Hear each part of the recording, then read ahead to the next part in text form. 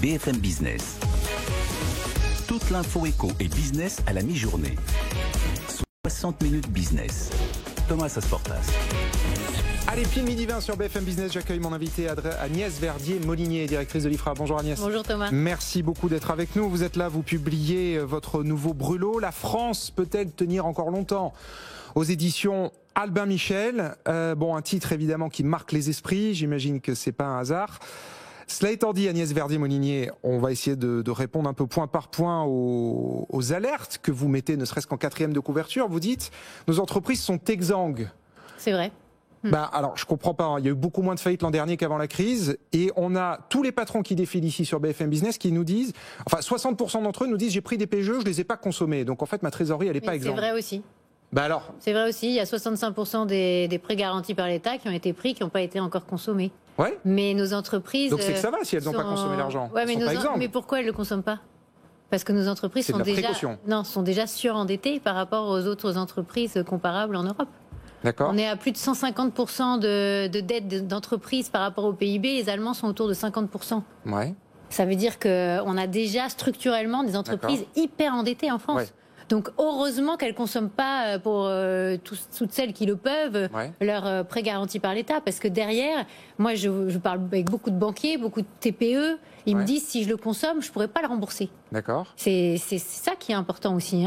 Et les banquiers disent la BPI donne entre 4 et 7% des 130 milliards qui ont été empruntés avec la garantie des PGE qui ne seraient pas remboursés. Donc les banques, elles ne sont pas inquiètes. On avait les patrons de banque, Philippe Brassac, Frédéric Oudéa. Mais en réalité, ce sera beaucoup plus. Ils ne sont pas inquiets. Ce sera qui pas. Vous dit ça certains banquiers de terrain me disent sur les boîtes qui ont vraiment consommé le PGE, parce que toute la question c'est est-ce que j'ai juste pris de la trésor ou est-ce que voilà. Et il y en a beaucoup plus que 7% qui auront du mal. Ça c'est ce que dit la CPME. Mais beaucoup de banquiers aussi. Donc attention. Il faut d'abord se dire que il y a eu de la précaution qui a été prise par beaucoup de boîtes parce que mais ça peut-être qu'ils vont rembourser même intégralement avant même de commencer les remboursements échelonnés. Avec les banques. Apparemment il y a beaucoup de PGE qui vont être remboursés là dès maintenant. Attention Thomas, il faut vraiment faire attention à ce qui se passe ailleurs en Europe. Les Allemands, ils ont emprunté, les entreprises allemandes, en prêts garantis par l'État autour de 40 milliards d'euros. Nous 130. Attention, on est déjà surendettés avec des entreprises. Parce que les aides sont arrivées moins vite aussi là-bas. Vous le savez, il y a eu un problème de tuyauterie sur les aides en Allemagne. Mais il y a aussi beaucoup d'aides qui sont prévues. Pour une fois, la France a été plus agile que l'Allemagne. Il y a aussi beaucoup d'aides qui sont prévues sur la recapitalisation. Il y a aussi beaucoup de baisses d'impôts sur les entreprises qui sont prévues entre plan d'urgence, plan de relance en Allemagne. 40 milliards de baisses d'impôts. Nous, on n'en fait que 10 sur les impôts de production. Les taxes de production. Donc, la baisse de l'impôt sur les sociétés aussi. Oui, mais ça, c'était déjà dans le pipe avant. Oui, mais c'est maintenu, ça n'a pas été mis en question. Mais il faut savoir une chose, c'est que les Allemands, ils taxent déjà avant crise beaucoup moins les entreprises que nous. Donc, c'est-à-dire, nous, on est toujours en train de galoper derrière en se disant, il faut qu'on baisse les impôts des entreprises. Et pendant ce temps-là, les Allemands surbaissent par rapport à nous. Donc, nous, on va orienter beaucoup du plan de relance vers des dépenses administratives, vers des dépenses qui vont être décidées par les ministères ou alors qui vont rentrer dans des grands schémas un peu style programme d'investissement d'avenir avec beaucoup de pertes en ligne. Et on sait très bien qu'une grosse partie des milliards, on les verra jamais. Les Allemands mettent le paquet sur la baisse des impôts des boîtes. 40 milliards, 10 milliards. Vous voyez l'écart. Et la totalité des baisses d'impôts en Allemagne, c'est 60. Donc, il faut faire très, très attention. La question de la compétitivité, elle va être encore plus dure en sortie de crise. Donc, c'est pour ça que j'alerte aussi dans mon livre en disant on est déjà surfiscalisé. À cause de ça, on est surendetté au niveau des boîtes. Et ensuite, on va rajouter de la dette avec les PGE. C'est pour ça aussi que les Allemands, très malins, ont étendu sur 10 ans avec la KfW, les remboursements. Alors c'est garanti 5 ans par l'État, mais c'est étalé sur 10 ans au niveau du remboursement. Nous, le fait de repousser d'1 an, c'est très bien. Moi, je soutiens à fond ce qu'a proposé Bercy. Oui, mais après, ça fera des mensualités plus élevées sur les 4 ans qui restent. 4 ans pour rembourser. Vous savez que Bercy négocie pour les secteurs les plus en difficulté pour qu'on étale justement, que ce soit pas 6, mais peut-être 7 ou 8. Nous, ça fait depuis mai qu'on dit qu'il faut absolument étaler sur plus de temps. Et pourquoi est-ce qu'on est en train de négocier maintenant ? C'est beaucoup trop tard. Les boîtes sont... Vous savez que les boîtes, elles doivent 2 2 ou 3 ou 4 mois avant la date anniversaire du PGE, avoir négocié avec leur banque pour dire je rembourse sur combien d'années, etc., à quel taux, etc. Donc on est déjà quasiment trop tard. Vous savez que tous les mois, il y a des dizaines de milliers d'entreprises qui vont devoir négocier avec leur banque là en ce moment, et ce jusqu'à août ou septembre. Donc on est... Mais ça, le résultat, ça veut dire quoi? Ça veut dire que la vague de faillite, elle arrive maintenant pour vous ou pas? Non, pas maintenant. Évidemment, pas maintenant, la vague de faillite. Enfin, bientôt. Ah non, mais je pense qu'on sera plutôt l'année. Vous savez, à chaque fois qu'on repousse le remboursement du PGE, on repousse le problème. Donc, ce sera plutôt, malheureusement, tout va se concentrer sur l'année 2022. À la fois le fait. Vous dites 2022. À la fois, et Christine Lagarde nous dit la politique accommodante, etc. Vous inquiétez pas, jusqu'en 2022, on y est. Ah oui, au moins. Oui, mais elle dit jusqu'en 2022, et puis après, on ne sait pas trop ce qui va se passer.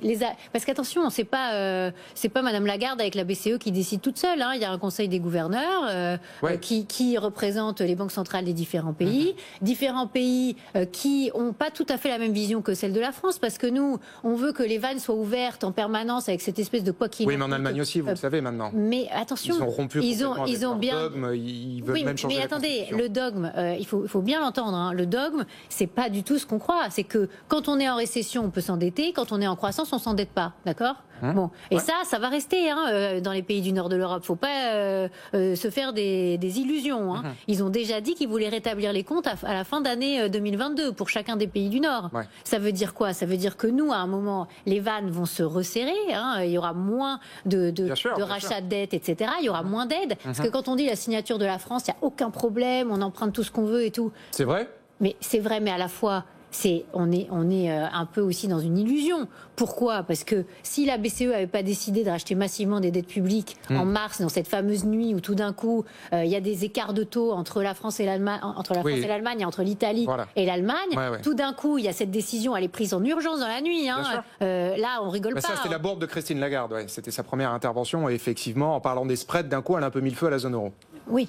Elle a vite corrigé le tir, et depuis maintenant, il n'y a plus vraiment qui que ce soit qui s'inquiète. Là, il y a un côté artificiel sur les taux auxquels on emprunte. Les marchés sont habitués à ça depuis combien d'années? Depuis tellement. Oui, mais là, c'est un peu la nouvelle normalité. Spécialement artificiel, parce qu'ils ont racheté massivement, et que le bilan de la BCE, il peut pas gonfler de dettes comme ça indéfiniment. Ils sont déjà à 2700 milliards de rachat de dettes. Il y a un moment et ça va s'arrêter. Ils ont déjà racheté depuis 2008 600 milliards pour la France. Donc vous pensez vraiment, parce qu'il y a tellement d'économistes qui disent la dette n'est pas un problème, on arrive toujours à se refinancer, à rouler la dette et à la rembourser. Je pense que c'est un déni. Parce qu'ils ne comprennent pas... C'est un déni. Oui, je pense qu'ils ne comprennent pas ce que nous, on a vu dans nos travaux, ce que je montre dans le livre, c'est-à-dire les niveaux de refinancement de l'ancienne dette dans lesquels on arrive en ce moment. C'est-à-dire que plus ça va, plus c'est exponentiel. Quand on passe la crise de 2008, certes, on commence à emprunter massivement année après année, mais on est dans les 90 milliards, 100 milliards de besoins de refinancement, etc.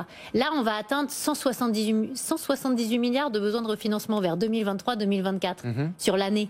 Ça veut dire que la vieille dette qui arrive à échéance, à maturité, et ben celle-là, il faut la rouler. Et donc il y a le déficit plus ça. Donc c'est pour ça que j'explique qu'on est à 1 milliard de besoins de financement par jour en 2020. Parce que vous avez l'ancienne dette plus le nouveau déficit, et qu'à la fin, si vous comptez l'État, les collectivités locales et la Sécu, on est sur 1 milliard par jour de besoins. Pour vous, l'équation, elle ne marche plus? Quand tout d'un coup, il va y avoir... Non, mais vous savez quand, je ne peux pas dire exactement en quelle année, parce que voilà, c'est trop compliqué. Mais peut-être 2023-2024, au moment où le nouveau gouvernement va être en début de quinquennat, et c'est pour ça que j'appelle dans mon livre à dire, il faut tout de suite mettre sur la table, et c'est d'ailleurs ce que doit faire la commission de Jean Arthuis, vous savez, qui a été placée... Bien sûr, la commission sur l'avenir des finances publiques. Mais cette commission, elle est absolument centrale. Et je déplore que de jour en jour, on nous dise que le rapport, il arrivera plus tard. Parce que... il doit arriver en mars, avant la publication des éléments pacte de stabilité. On nous avait dit plutôt fin février, puis maintenant... Oui, non, mais c'est eux qui ont demandé plus de temps pour travailler. On nous dit mars, et puis ça fait des mois qu'on attend la loi de programmation des finances publiques pluriannuelle. Là, ça va être mars-avril pour le pacte de stabilité. Donc tout ça, ça doit être fait de manière hyper sérieuse. Moi, je propose dans mon livre un plan de désendettement en disant réforme des retraites. D'ailleurs, Bruno Le Maire, quand il a répondu à mon livre dans le Figaro Magazine, il dit... Non, mais il n'a pas attendu votre livre. Dès qu'il peut, il dit qu'il faut faire cette réforme. Oui, mais... Là, Monsieur Retraite, c'est le futur ministre des Retraites. Il dit quand même qu'il faut faire quelque chose, mais qu'il ne sait pas trop quand le gouvernement va le programmer. Et ça me gêne. C'est-à-dire qu'on ne peut pas dire à la fois avoir un petit discours pour rassurer les marchés en disant mais oui, on va faire les efforts... Dès qu'on sera sorti de la crise. Les efforts nécessaires, mais ne rien programmer. Oui, mais non, mais on sort... Personne ne sait quand on va sortir de la Thomas, crise. Il y aura un jour où on dira bah, ça y est, on est sorti de la crise. Vous avez déjà vu ça? Non, mais vous avez déjà vu ça du jour au lendemain. La vaccination, la crise de 2008, on n'en est jamais véritablement sorti. Pourquoi? Parce qu'on n'a jamais baissé autant la dépense qu'on aurait dû le faire. Entre 2010 et 2013, qu'est-ce qu'on a fait? Certains disent qu'on a fait de l'austérité. D'ailleurs, j'ai entendu Bruno Le Maire aussi dire il ne faut pas faire les mêmes erreurs qu'après la crise de 2008. Mais qu'est-ce qu'on a fait comme erreur après la crise de 2008? Il faut le dire aux Français. On a fait comme erreur le matraquage fiscal. Parce qu'on a augmenté encore la dépense. On ne l'a pas baissé à ce moment-là. On l'a augmenté encore de 56%, aussi les impôts. De 56% à 56,5%. Qu'est-ce qu'on a fait comme soi-disant austérité?